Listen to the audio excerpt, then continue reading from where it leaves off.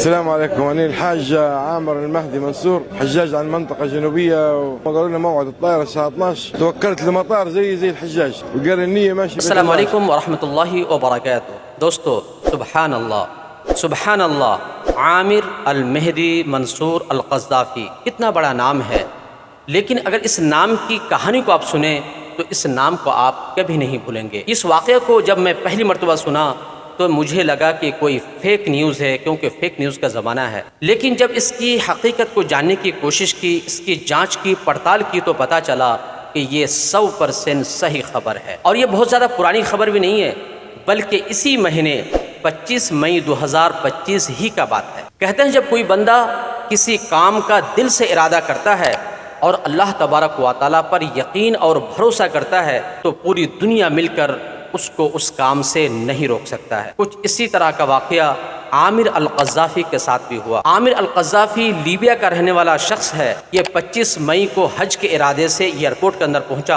اور check up section کے اندر اس کے پاسپورٹ کے اندر کچھ معمولی سی کمی یا خرابی کی وجہ سے اس کے چیک اپ کے اندر تاخیر ہو گئی. سارے حاجی لوگ جہاز میں بیٹھ چکے تھے. یہ جب تک چیک اپ کر کے جہاز کے دروازے تک پہنچے، جہاز کا دروازہ بند ہو چکا تھا اور پائلٹ نے جہاز کا دروازہ کھولنے سے انکار کر دیا. عامر اپنی جگہ میں آ کر بیٹھ گئے. جہاز اڑان بھرا اور کچھ دور جانے کے بعد کچھ تکنیکی خرابی کی وجہ سے جہاز کو واپس ایئرپورٹ کے اندر آنا پڑا اور لینڈنگ کرنا پڑا. جہاز کو پورا چیک اپ کرایا گیا لیکن کوئی تکنیکی خرابی نہیں تھی. عامر دوبارہ جہاز کے پاس پہنچے اور جہاز میں بیٹھنے کا ریکویسٹ کیے، درخواست کیے، لیکن اب بھی پائلٹ جہاز کا دروازہ کھولنے سے انکار کرتا. عامر کے بغیر جہاز کو دوبارہ اڑان بھرایا گیا. عامر کو لوگوں نے سمجھایا کہ آپ اب گھر واپس چلے جائیں اور آئندہ سال حج کا ارادہ کریں، آئندہ سال حج کے لیے جائیں. عامر نے بڑے اطمینان و سکون کے ساتھ ہنستے ہوئے جواب دیا کہ گھر سے حج کے ارادے سے نکلا ہوں اور انشاءاللہ تعالی حج کر کے ہی گھر واپس جاؤں گا. یہ اپنی جگہ پر دوبارہ واپس آ گیا. جہاز پھر دوبارہ اڑان بھرا اور کچھ دیر جانے کے بعد پھر دوبارہ تکنیکی خرابی کی وجہ سے جہاز کو دوبارہ ایئرپورٹ کے اندر آنا پڑا. جہاز کو پھر دوبارہ چیک اپ کرایا گیا لیکن جہاز کے اندر کوئی گڑبڑی یا کوئی کمی نظر نہیں آئی. اب پائلٹ سمجھ چکا تھا کہ اسی عامر شخص کے لیے ہی جہاز اڑان نہیں بھر رہا ہے. اس نے اعلان کیا کہ عامر جہاں کہیں بھی ہوں جہاز میں آ کر کے بیٹھ جائیں. اب عامر جہاز کے اندر بیٹھ گئے.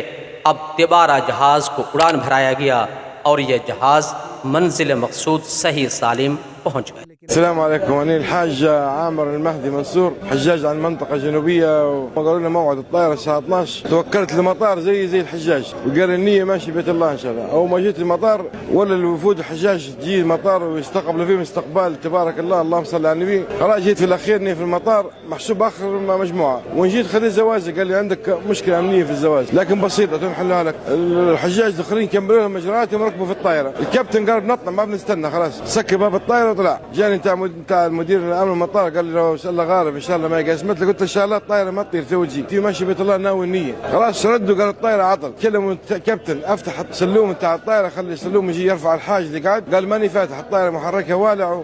وجاي نفسه مدير الامن قال لي ما تكدر بالك ربك ما قسمت لي. قلت له والله مناديه ماني مروح من المطار. طارت مرتين وردت من جديد. كابتن قال لهم والله ماني راكب كما جبتوا لي عامر. تو احنا في بيت الله الحمد لله يا رب. دوستو، یہ کہانی ایمان والوں کی ایمان تازہ کرنے کے لیے کافی ہے اور جو لوگ بھٹکے ہوئے ہیں ان کے دل کے بند دروازے کو کھولنے کے لیے کافی ہے. اللہ کے رسول جناب محمد رسول اللہ صلی اللہ علیہ وسلم فرماتے ہیں کہ جب کوئی بندہ اللہ تبارک و تعالیٰ کی طرف آگے بڑھتا ہے اور ایک قدم آگے بڑھتا ہے، اللہ تبارک و تعالیٰ اس کی طرف 2 قدم آگے بڑھ کر آتا ہے. اگر ایک شخص اللہ کی طرف 2 قدم آگے بڑھاتا ہے، اللہ تبارک و تعالیٰ اس کی طرف 3 قدم آگے بڑھ کر کے آتا ہے.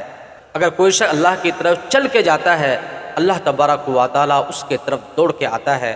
اللہ تعالیٰ اپنے بندے پر اتنا زیادہ مہربان ہے اور اپنے بندے سے اتنی زیادہ محبت کرتے ہیں. ضرورت اس بات کی ہے کہ ہم ان حقیقتوں کو سمجھیں اور صرف اپنی محنت اور اپنے کوشش پر بھروسہ نہ رکھیں، بلکہ اللہ تبارک و تعالیٰ پر توکل اور بھروسہ کرتے ہوئے دنیا کا سارا کام کریں.